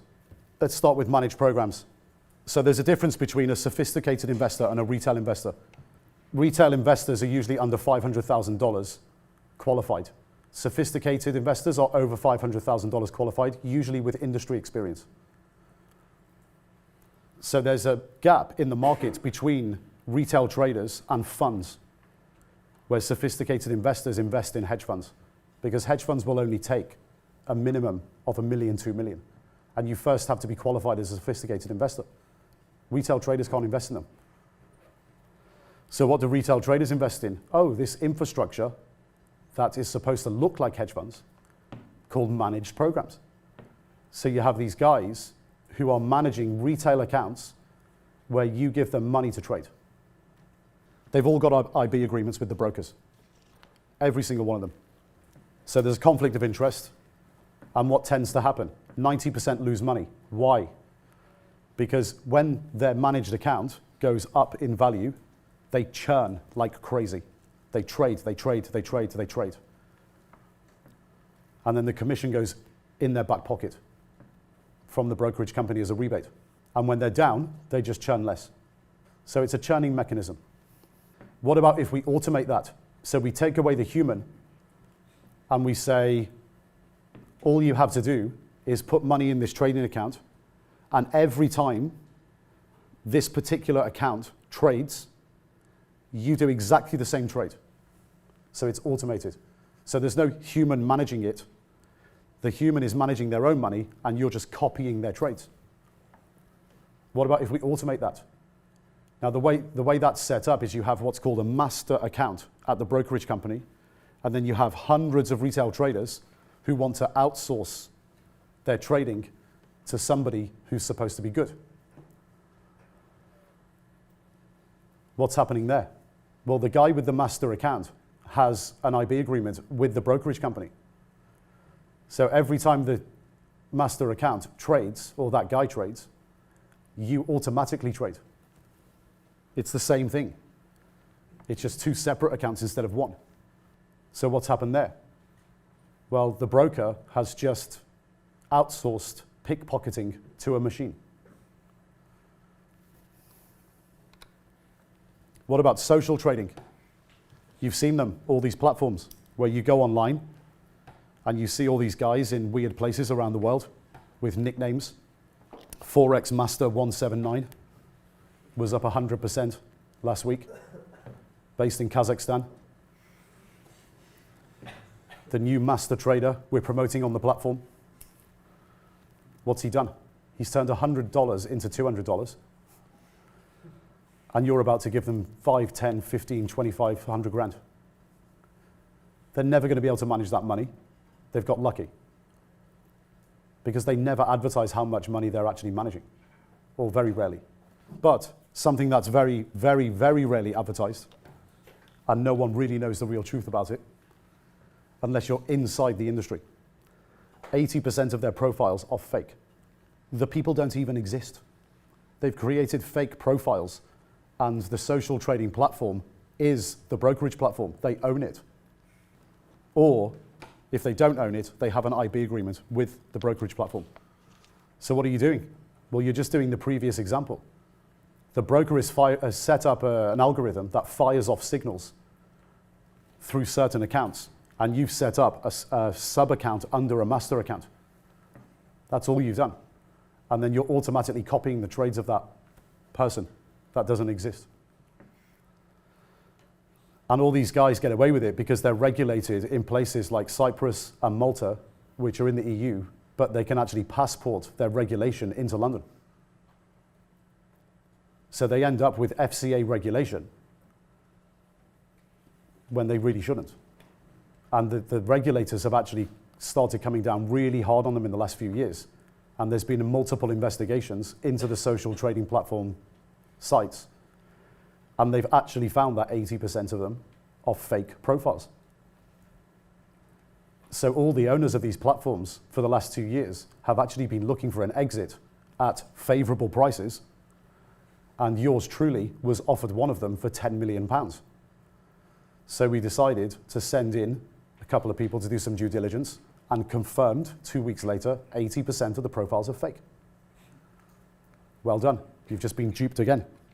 IB contracts or brokers.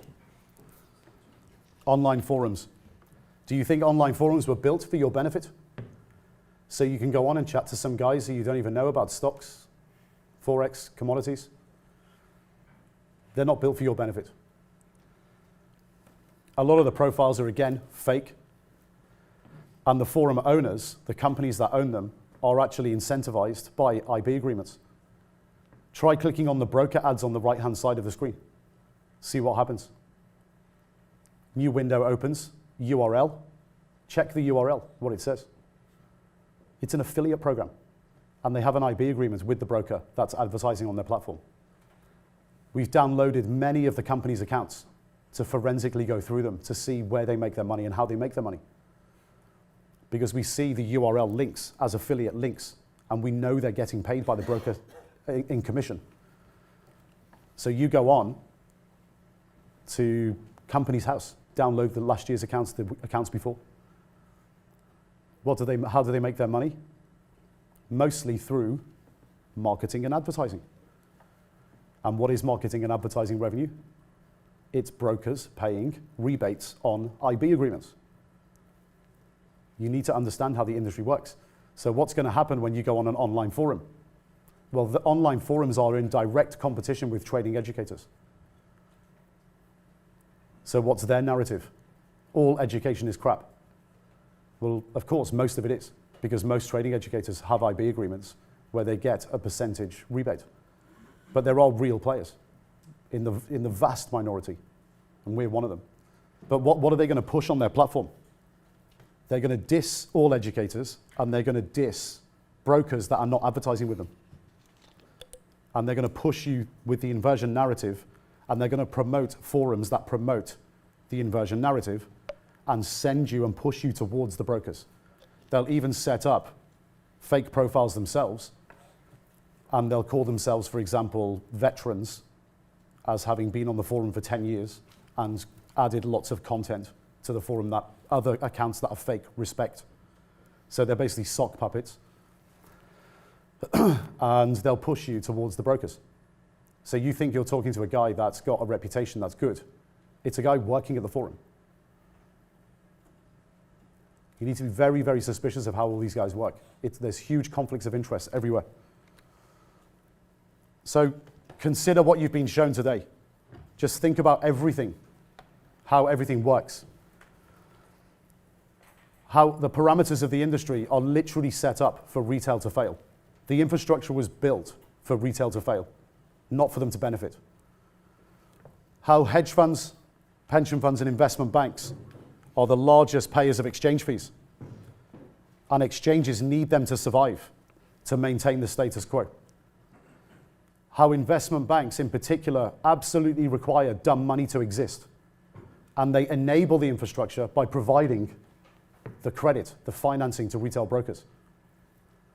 How investment banks need their largest commission payers, hedge funds and pension funds, to survive, so they continuously get paid.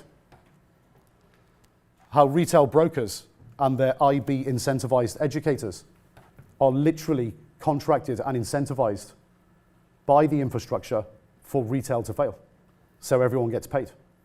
How retail brokers and charlatan educators constantly push the inversion narrative. How, as a retail trader with a small account, you don't really have a choice. You have to trade on the platforms. That's how you get access. And how regulators will never actually prevent a problem. They will only ever react to casualties of past problems in the markets. And then now we've stated all this and we've got to this point. I want you to ask yourself a very, very important question. Is it even possible for retail traders to make money? You've got to access the platforms. So let's have a show of hands. Who believes retail traders can't make money? One, okay. Who believes retail traders can make money? Okay, you're right. But like right at the beginning, when we said the most important thing is to look at how the industry works. What did I say at the beginning? Look at how the people who do well in the industry work. And if you're a retail trader, you can make money if you find those people and emulate them. It's pretty straightforward. It's like walking into any industry. Find the players who win and do what they do. Form 10K. It's an annual report in the States for a public company. It gives you all the forensics of the company. Who should we look at in the trading industry who's extremely successful to see what their odds are of making money? Yes, why don't we look at Goldman Sachs? That's where all the most successful traders in the world seem to come from. So let's find out how they make their money. Go online, type in Goldman Sachs 10K, and type in the year. You'll find it in the first two links. It's out every year. It's an annual report. Between pages 95 and 105, you will always find this chart. And it tells you the amount of money that Goldman Sachs makes or loses per day, how many days they make and lose. So what have we got here? Intervals of $25 million, okay? On the right-hand side are days where they make money. The left-hand side, days when they lose money, and how much they make and how much they lose. So in the year 2015, Goldman Sachs made money on 212 days in the trading year and lost 38 days. And this is trading operations, pure trading, nothing to do with M&A, commissions, or anything like this. So pretty skewed to the right-hand side. And you can see that on a typical day when they make money, they make between $25 to $50 million. So there's also a tail out there as well. Look at the tail on the right-hand side, where there's up to $100 million. With 34 days out of the trading year, they're making $100 million. Amazing, right? Why do you think they're making $100 million? Because they call the markets correct. The big situations when markets move, they get it right. And then when the markets don't move, they trade in different ways, and they just make money every day. Do they go home with flat positions every day? No. They're running multi-billion-dollar portfolios. They just let the portfolio work, and they let the money come in. And they don't stand in the way of it. Huge overnight risk. You can speak to Chris Caffey about it later at the pub. We used to run crazy numbers. A couple of $1 billion on the pan-European trading desk. We'd have between 200 and 400 million of that risk. And we'd run portfolios. And that was even back in the early 2000s. We weren't day trading. Just big portfolios that make money. So 2015, was that a fluke? Was that a one-off? You can actually go back all the way to 99. But let's go back a few years, see what happens. 2014. Thank you very much. What about 2013? What about 2012? That was a decent year. What about 2011? You can go all the way back to the late 90s, since they became a public company and started putting out these numbers publicly. It's the same every single year. Why? What percentage of retail traders lose money? What are they doing? Everything on the right-hand side of the chart we looked at earlier. What percentage of days do Goldman Sachs make money? 90. What are they doing? Everything on the left-hand side of the chart that we looked at earlier. It's not that difficult to work out if you know what you're looking for. So, shouldn't we be doing exactly what these guys do in our own trading accounts? And become the most annoying clients of retail brokers in the world? Guys who make money. Everything that you've got to do in your retail trading account needs to be the same way that these guys do it on the left-hand side. So you have access to the platforms, it's necessary to use them, but you do everything in the opposite way to the way they want you to do things. And you learn how to do it properly. And there's no shortcuts. You've just got to do it. So right back to the beginning, be warned.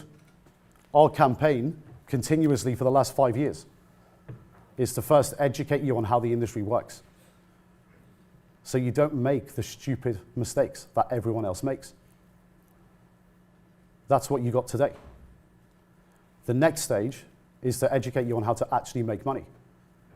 So how you actually emulate professional traders who are real professional traders, who have got the experience, been there, done it, and have made a lot of money and continue to make money.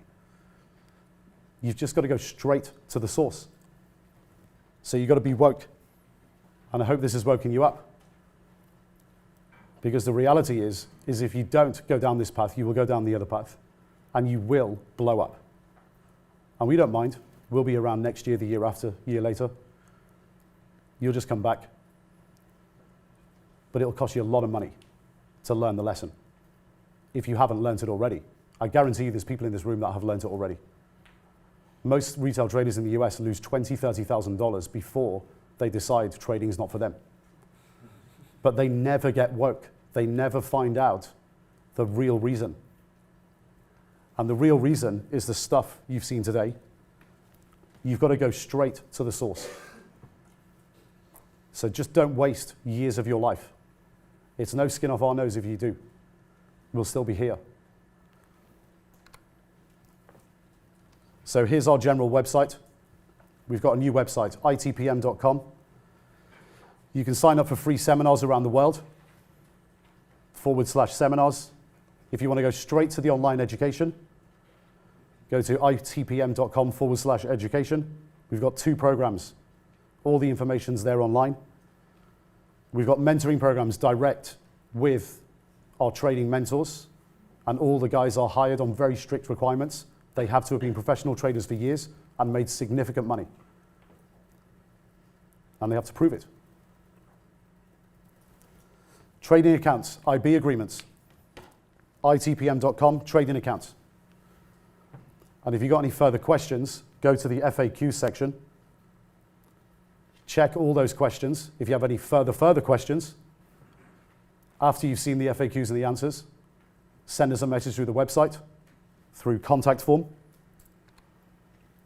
And we have 2 acronyms at the Institute, which I'll leave you with. GTFOH and DFIU. Get the fuck out of here and don't fuck it up. I'll see you at the pub.